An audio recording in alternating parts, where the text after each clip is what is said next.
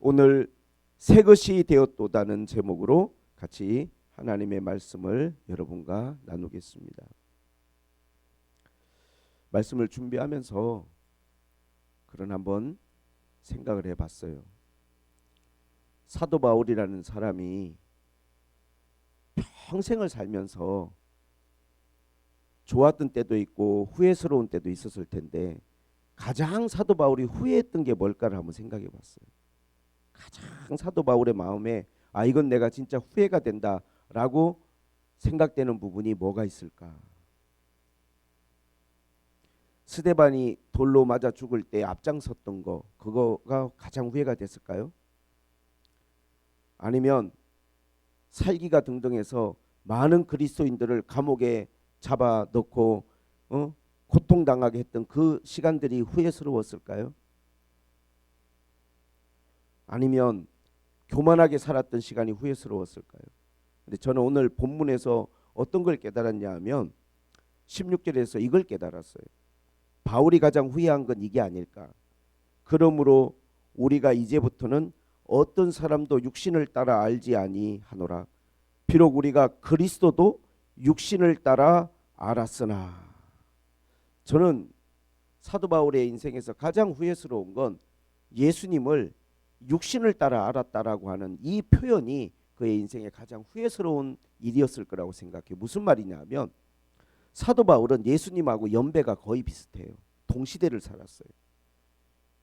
그런데 예수님을 만난 적이 한 번도 없어요. 한 번도 그의 일생 동안에 예수님을 만난 적이 없어요. 바울이 예수님을 처음 만난 것은 다메섹으로 가는 중에 부활한 주님의 음성을 듣는 게 처음 만남이었어요. 그러면 왜 이 바울은 한 번도 예수님을 만난 적이 없을까요? 저는 사도 바울이 예수님에 대한 이야기를 들었을 거라고 생각해요. 예수님을 모를 수가 없었을 거예요. 왜? 그 당시에 바리새인들에게도 예수님이란 존재는 굉장히 이슈가 되는 분이었어요. 예수님의 일거수일투족이 하는 모든 것들이 그들의 관심사였어요. 너무나 많은 사람들의 관심이 예수님께 다 집중되고 있었거든요.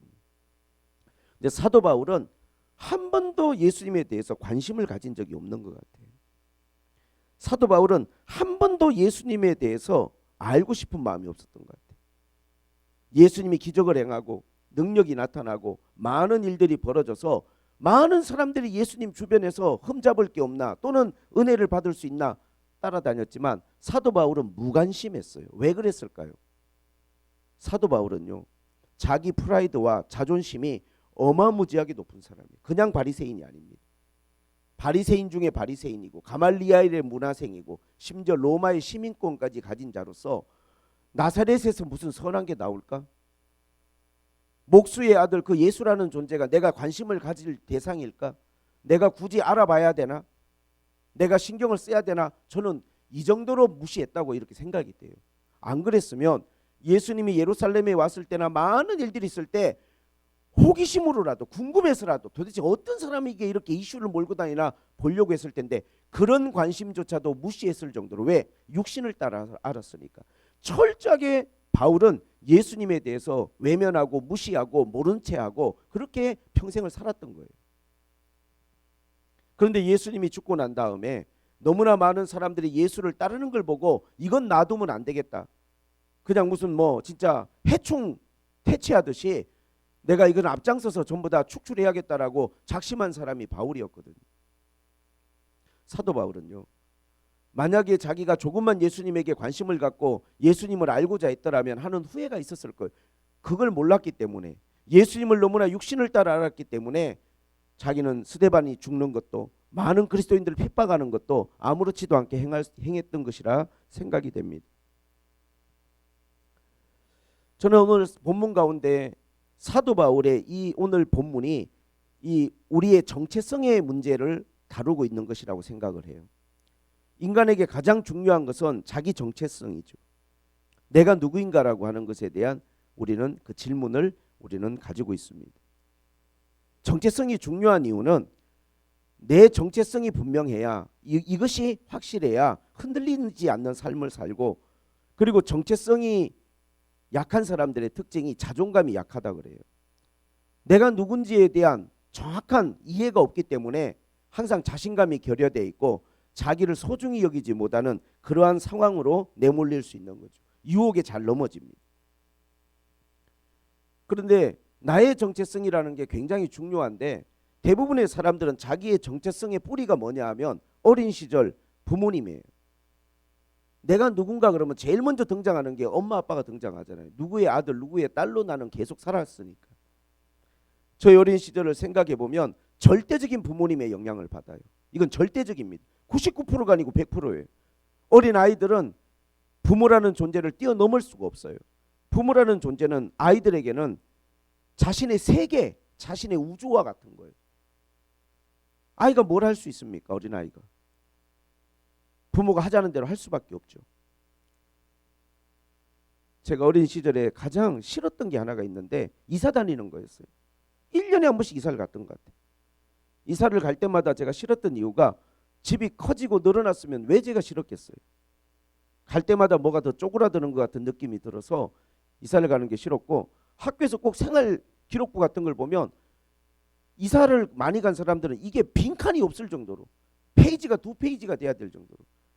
그래서 그 당시에 3, 4층짜리 아파트들이 좀 있었는데 거기 살면서 그냥 이사 안 하고 사는 사람이 정말 부러웠어.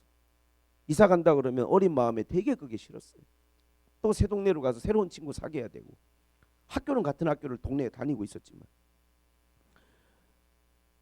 우리의 정체성에서 부모님이 미치는 영향은 절대적이죠. 좋은 부모님을 만나고 훌륭한 부모님을 만나고 넉넉한 부모님을 만나면 자신감이 있겠죠.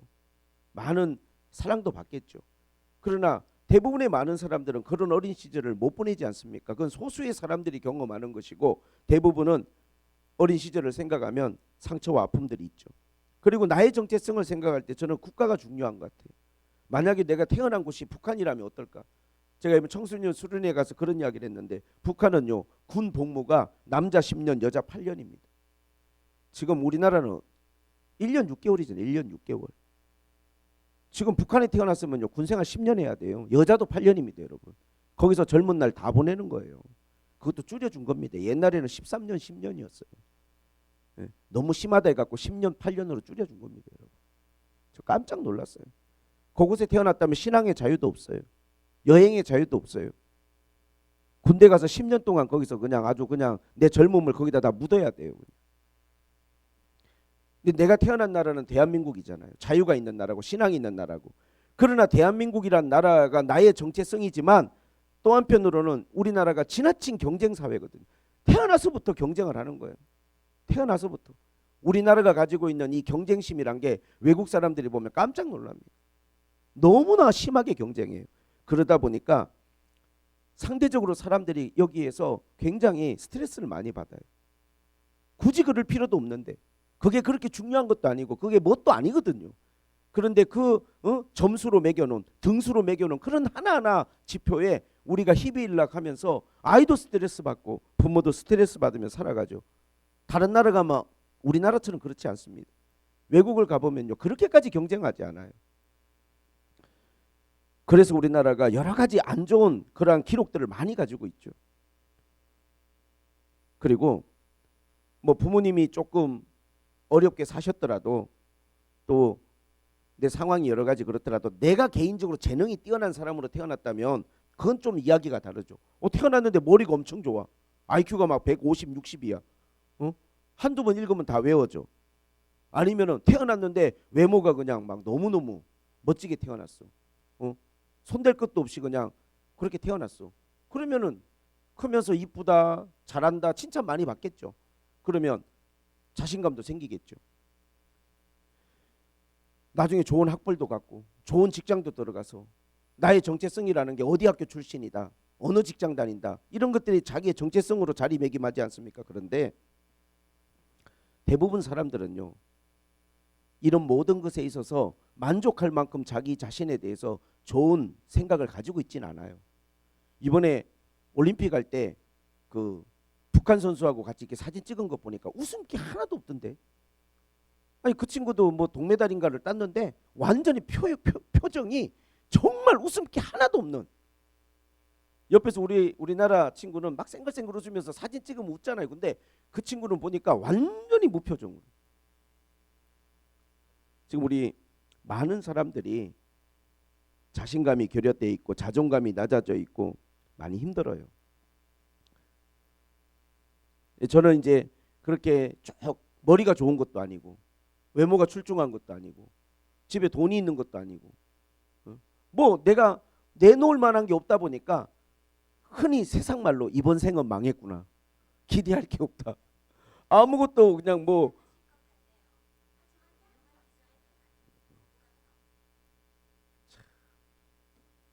착각이랍니다. AI가 이렇게 또 나한테 제가 부정적인 이야기를 하니까 착각하신 것 같네요. 이렇게 이야기를 하네요. 당황스럽네요. 어린 마음에 얼마나 제가 그런 정의를 내리지는 못했지만 자신감이 없었냐 하면요. 소풍을 가요. 초등학교 봄 소풍, 가을 소풍, 운동회를 하고 소풍을 12번을 갔을 거잖아요. 12번을 6학년까지 12번을 갔는데 우리 반에 60명이에요. 한 반이 60명.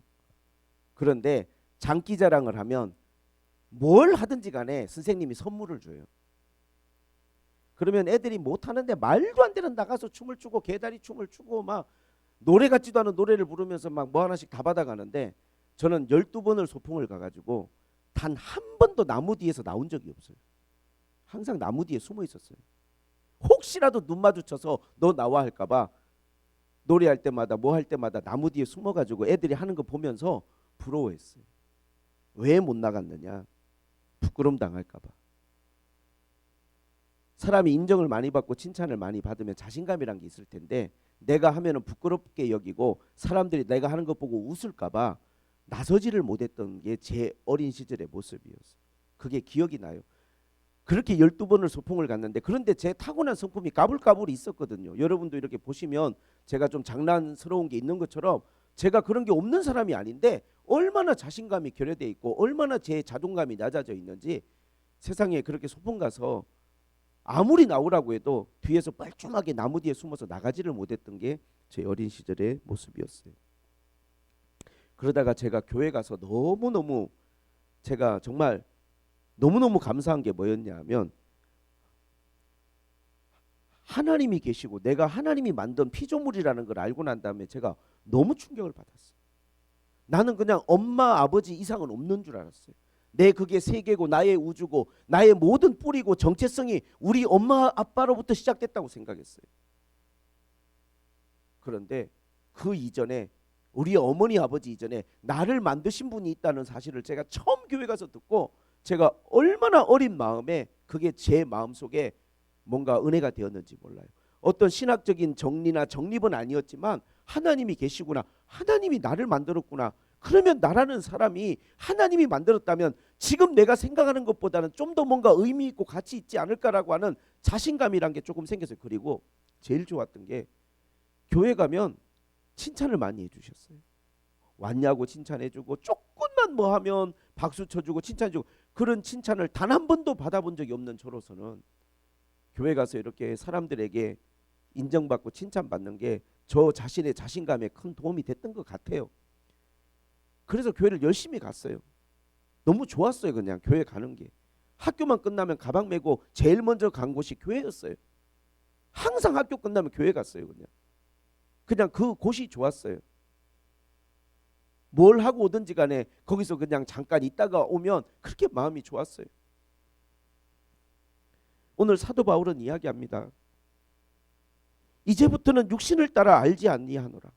모든 사람 누구든지 어떤 사람이라도 심지어는 예수님조차도 육신을 따라 알았으니까 얼마나 무시하고 얼마나 무관심하고 얼마나 외면했는지. 예수님한테도 그렇게 했는데 사람들한테 그러지 않았을까요? 별 볼 일 없는 사람 바퀴벌레 보듯이 아마 바울은 그렇게 스데반이 돌에 맞아 죽을 때 요만큼도 불쌍한 마음 갖지 않고 그렇게 냉담하게 사도행전 9장 1절에 보니까 위협과 살기가 등등한 사람이라고 사도 바울은 그도 하나님을 믿는 사람이고 율법을 아는 사람인데도 위협과 살기가 등등한 거예요. 왜? 모든 사람을 육체로 아는 거예요. 그냥 너는 누구네 집, 너는 어디 학교, 너는 어느 정도 이렇게 모든 사람을 육체를 따라 매기니까 사람이라는 존재가 하찮게 보이는 거죠. 자기는 대단한 거고.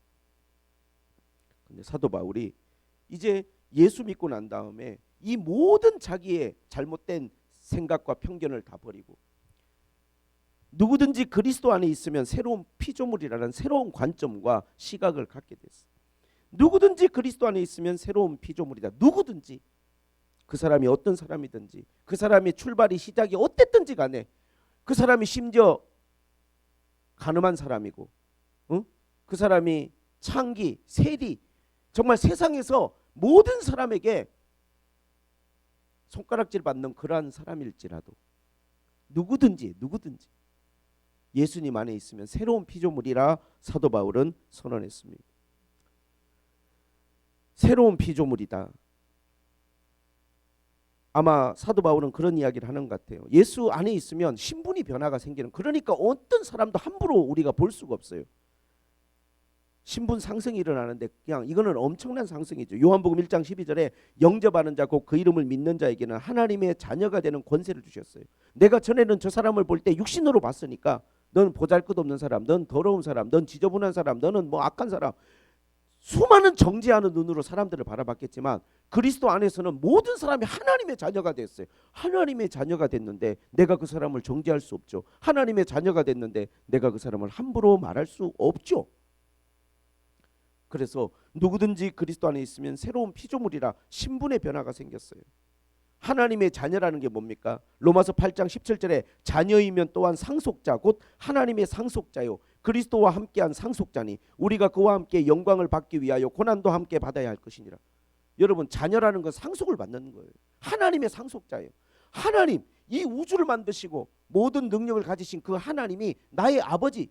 그래서 이제는 하나님의 자녀가 된 사람들은 하나님을 부를 때 뭐라고 부릅니까? 전능하신 하나님. 이렇게만 우리가 하나님 부르는 게 아니라 아버지, 아바 아버지, 아빠 아버지, 나의 아버지. 우리에게는요 육신의 아버지가 있죠. 나는 육신은 거기서부터 출발했어요. 내 육체는. 그러나 나에게는 내 영혼의 아버지가 있어요. 그 훨씬 이전부터 나를 지으시기 이전부터 나를 아셨던 하나님. 나는 그분의 형상을 따라 지음받은 거예요. 하나님의 형상을 따라. 나는 육신적으로는 엄마 아빠의 DNA를 물려받았지만 내 안에는 하나님의 형상이 있단 말이에요. 이건 나의 아버지예요. 하나님은 나의 아버지. 그래서 나는 박형모라고 하는 목사님을 알고 깜짝 놀란 게 원래 이름이 다른 이름이었더라고요. 근데 하나님을 알고 이 사랑을 깨닫고 너무너무 자기가 새로운 피조물이 된 게 감사해서 형모라고 이름을 바꿨어. 하나님의 형상과 하나님의 모양, 이걸 줄인 게 형모예요. 와, 우리가 여러분 그리스도 안에 있으면 누구든지 하나님의 상속자예요. 여러분들은요 그냥 세상의 재벌 자식이 아니고 이제 하나님의 자녀의 권세를 가졌어요. 그러니 아무도 여러분을 함부로 대할 수 없어요. 그리고 절대 사단이 여러분을 정죄할 수 없어요. 자기 자신을 보면서 쪼그라들 필요가 없어요. 자신감 있게 기도하고 하나님께 요구하셔도 돼요. 혹시 여러분 지금 기도하면서 하나님 앞에 자신감 있게 기도하고 계십니까? 여러분의 육신을 위한 정욕을 위해서 구하는 게 아니라면 믿음으로 구하고 담대하게 구하고 하나님 앞에 자신감 있게 기도하세요. 왜? 여러분의 아버지시니까. 할렐루야. 우리는 그럴 수 있어요. 신분의 상승이 생겼습니다. 그리고 우리의 성품과 우리의 모든 이 컨셉이 상태가 변화가 생겼어요. 전에는 우리가 어떤 사람입니까? 육신을 따라 났을 때는 불만이 많아요. 못마땅한 거야. 내 자신이. 뭐라도 고치고 싶어. 막 바꾸고 싶어. 근데 바꿀 수가 없어. 달라지는 것도 없어. 노력해도 되지 않아. 이게 나의 그냥 한계처럼 느껴져요. 네? 그리고 우리가 주님 안에 있지 않고 밖에 있었을 때 육신을 따라만 나를 정의 내리고 나의 정체성을 육신을 따라 나를 갖다가 누구라고 하는 것을 내가 생각했을 때는 항상 우리 마음속에 너무 악한 것들이 많이 생겨요. 골로새서 3장 5절부터 10절 말씀을 읽어보면 바울은 그런 이야기를 합니다. 땅에 있는 지체를 죽이라. 이거는 육신을 따라 난 처음 우리가 이 땅에 태어났던 내 모습이에요. 이 땅에 있는 지체는 성장하면서 어떻게 되느냐? 음행과 부정과 사욕과 악한 정욕과 탐심, 이러한 것들로 우리 자신들이 자꾸만 우리 자신들이 끌려가는 거예요. 그러한 여러 가지 욕망과 그러한 정욕에 사로잡힌단 말이에요. 이게 모든 인간들이 고통당하고 있고 힘들어하는 이유예요. 땅에 있는 지체를 죽이라. 곧 음행과 부정과 사욕과 악한 정욕과 탐심이니 탐심은 우상숭배니라. 이것들로 말미암아 하나님의 진노가 임하느니라. 너희도 전에 그 가운데 살 때에는 그 가운데 행하였으나 이제는 너희가 이 모든 것을 벗어버리라. 분함과 노여움과 악의와 비방과 너희의 입에 부끄러운 말이라. 너희가 서로 거짓말하지 말라. 옛사람과 그 행위를 벗어버리고 새사람을 입었으니 이는 자기를 창조하신 이의 형상을 따라 지식에까지 새롭게 하심을 입은 자니라. 이제는 우리가 원래 하나님의 형상으로 회복되고 원래 하나님의 형상을 따라 새롭게 지음을 받았어요. 예수 안에 있는 자들은 새롭게 지음을 받는 거예요. 이제는 모든 죽여야 될 것과 버려야 될 것들, 이 부정한 것들을 우리 안에서 버리고 이제는 하나님의 형상으로, 하나님의 사랑으로, 하나님의 은혜로, 거룩한 걸 좋아하는 사람으로 우리가 지으심을 받은 새 사람이 되고 새로운 인생을 살라는 거예요. 사도 바울은 예수 믿고 난 다음에 예수 안으로 들어가서 바라보니까 어떤 사람 한 사람도 내가 함부로 대할 사람이 없는 거예요. 다 하나님 앞에 귀한 영혼들이고, 더군다나 믿음의 형제 자매들은 다 하나님의 자녀들이기 때문에, 그래서 그 사람이 남자든 여자든 종이든 자유자든 상관이 없어요.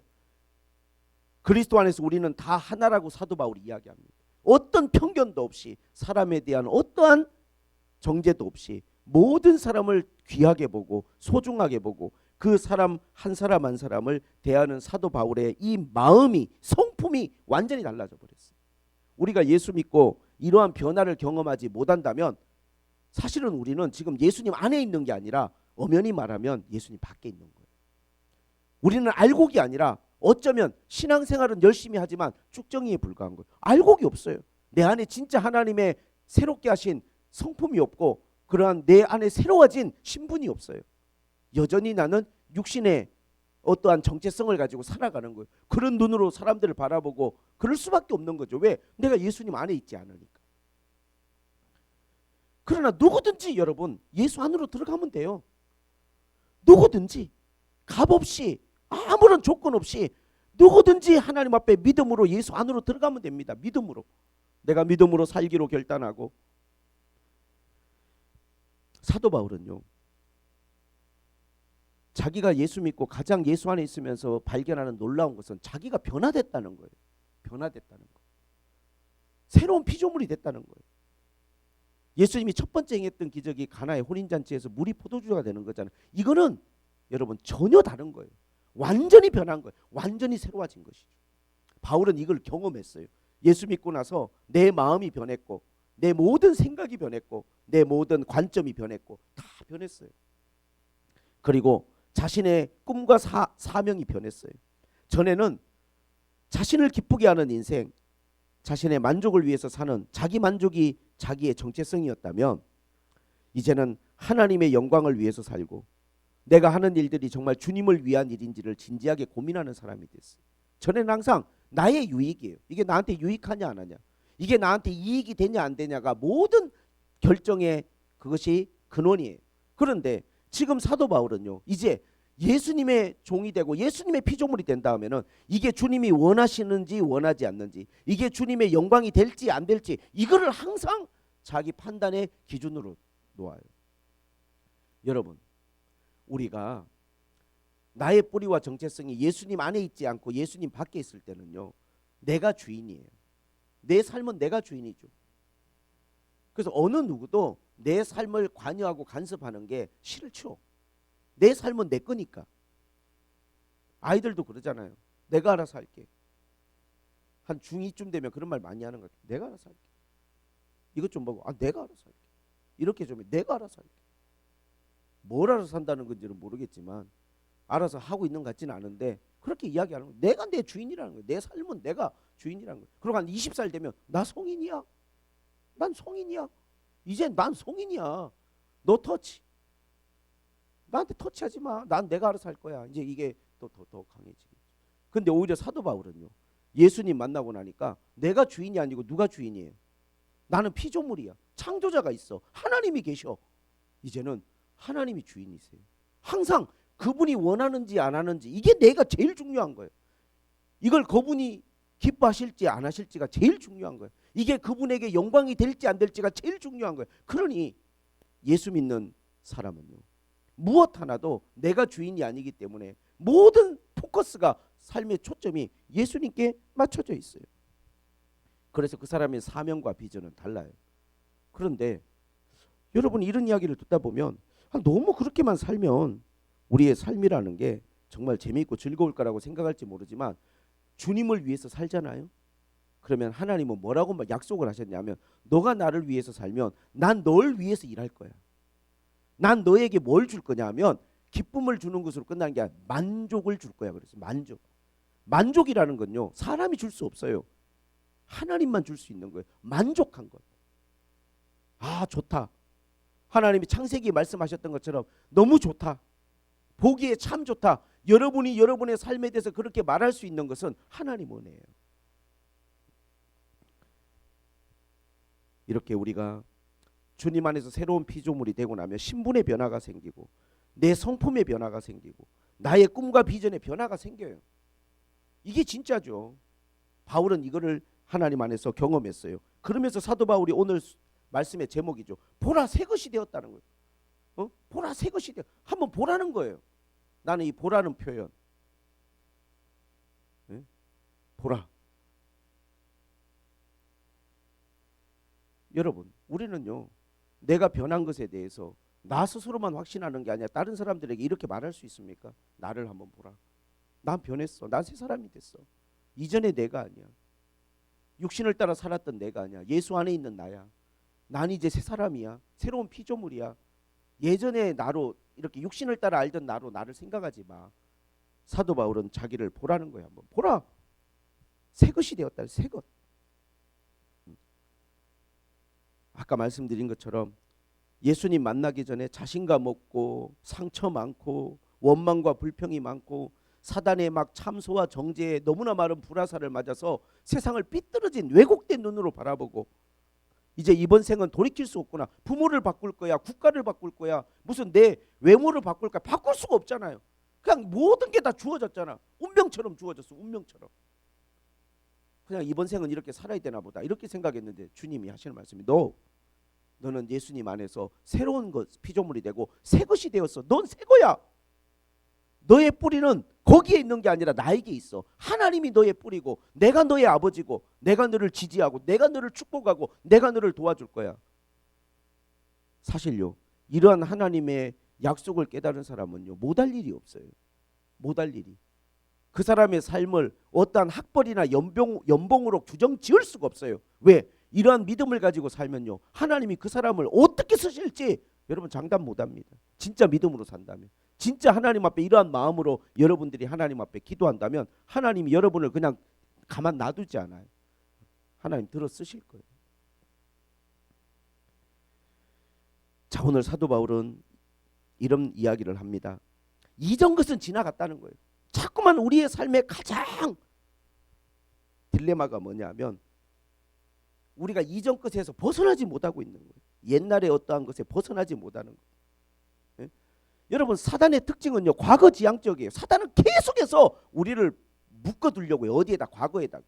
내가 과거에 상처받은 거 있잖아요. 내가 과거에 내가 굉장히 힘들었던 거 있잖아요. 거기에다가 사단이 나를 딱 묶어버려요. 여러분, 코끼리 훈련시키는 거 들으셨죠? 갓난애기 코끼리를요, 기둥에 말뚝 박아놓고 끈으로 다리 묶어놓으면요, 이게 그 힘없는 조그마한 코끼리한테는요, 이게 그걸 이겨내고 벗어날 수가 없어요. 벗어날 수가 없는 거예요. 그러면 이 코끼리가 나중에 성장을 해가지고요, 큰 코끼리가 됐음에도 불구하고 그 어릴 때 그 묶어놓은 기둥에 묶여있던 그 기억에서 못 벗어나면요, 거기다 묶어놔도 코끼리가 그걸 못 벗어난다는 거예요. 그렇게 길들여져 버리면. 사람이 자기 과거에 이렇게 묶여있다는 게 얼마나 여러분 그게 고통스러운 건 줄 압니까? 어떤 사람은 희한하게도 엄청나게 열심히 노력을 해요. 막 노력을 많이 해. 진짜 열심히 살려고 노력하는데 한 발짝도 삶이 나아지지를 못해. 앞으로 전진을 못하는 거야. 왜 그럴까요?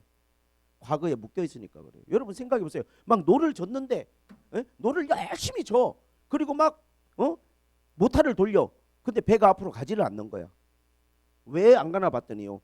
배 그 기둥에다가 지금 항구에다가 배를 끈으로 묶어놨어. 아니 그 묶어놓은 걸 풀어야 갈 거 아닙니까? 사도 바울은 말하는 거예요. 이전 것은 지나갔다는 거예요. 왜 사도 바울이 고린도 교회에다 이런 이야기를 했을까요? 고린도 교회에다가 고린도 교회에서 사도 바울에게 이런 정죄를 하는 거예요. 너 옛날에 예수님 핍박하고 너 스데반 죽인 사람이고 너는 핍박자고 너는 흉악자고 바울을 반대하는 사람이 바울의 과거사를 들추어 가지고 사도 바울이라는 사람을 자꾸만 정죄하려고 하는 그런 분위기가 있는 거예요. 그러나 사도 바울은 이야기합니다. 이전 건 지나갔어. 난 새 사람이 됐어. 난 새로운 피조물이야. 난 새 거야. 나를 육신을 따라 알던 그 사도 바울로 나를 보지 마. 나는 이제 주님 안에서 새 사람이 되었어 라고 사도 바울이 이야기하고 있는 것입니다. 왜 젊은 날 우리 학생들이 예수를 믿어야 되느냐? 예수를 믿으면요, 여러분이 주님 안에서 모든 것들을 새롭게 시작할 수 있어요. 완전히 새 것입니다.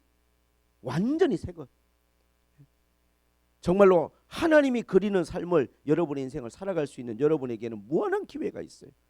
제가 캠프나 이런 데 아이들 데리고 가는 이유는 그러한 것들을 경험하고 느끼게 하고 싶은 거예요.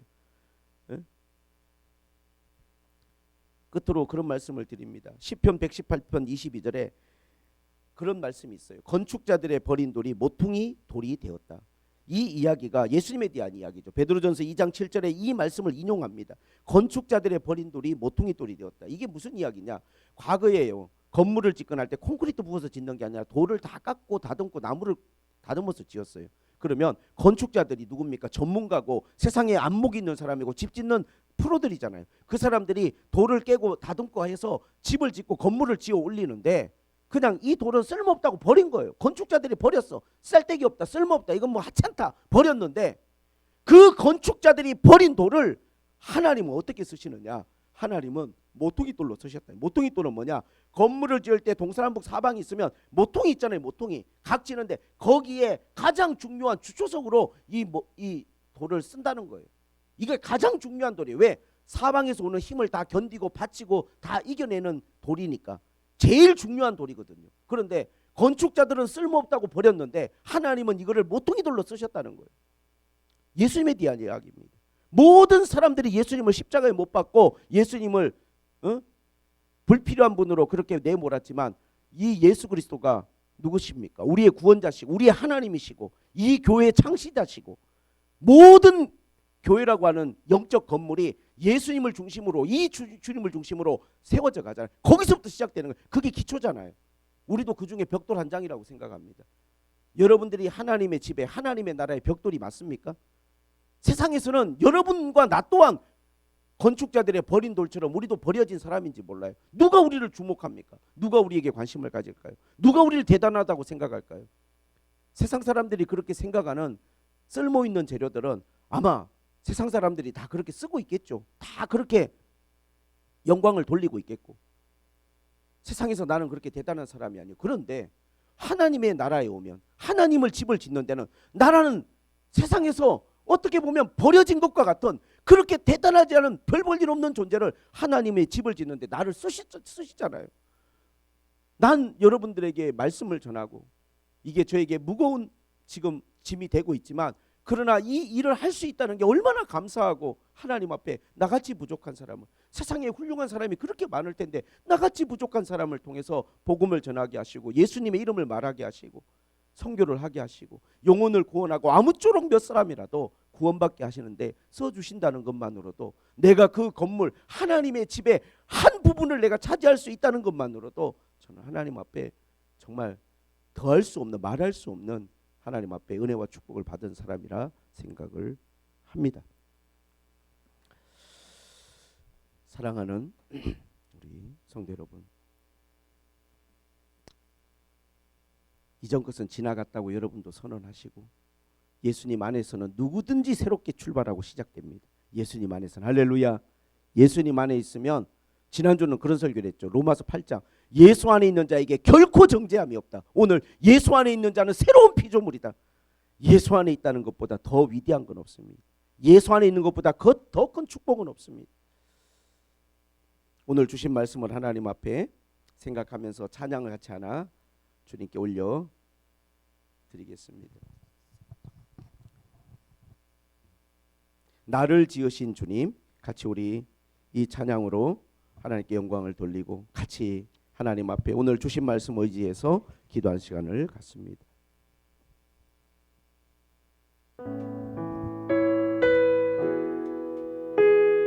나를 지으신 주님, 내 안에 계셔 처음부터 내 삶은 그의 손에 있었죠. 내 이름 아시죠? 내 모든 생각도. 다 같이 우리 찬양합니다. 나를 지으신 주님, 내 안에 계셔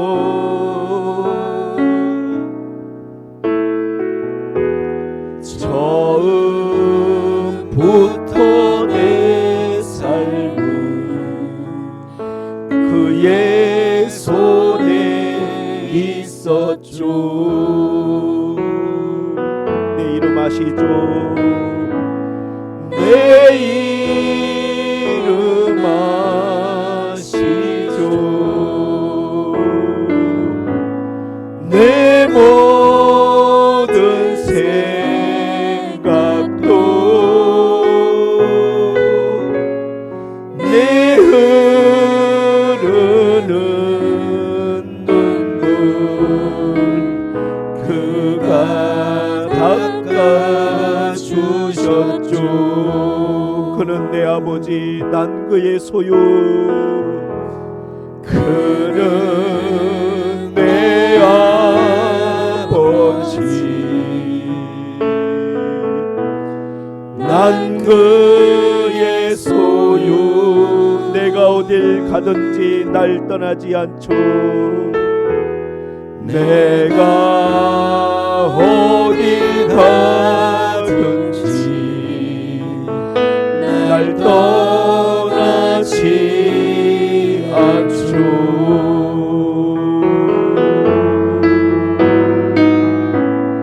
내 이름 아시죠.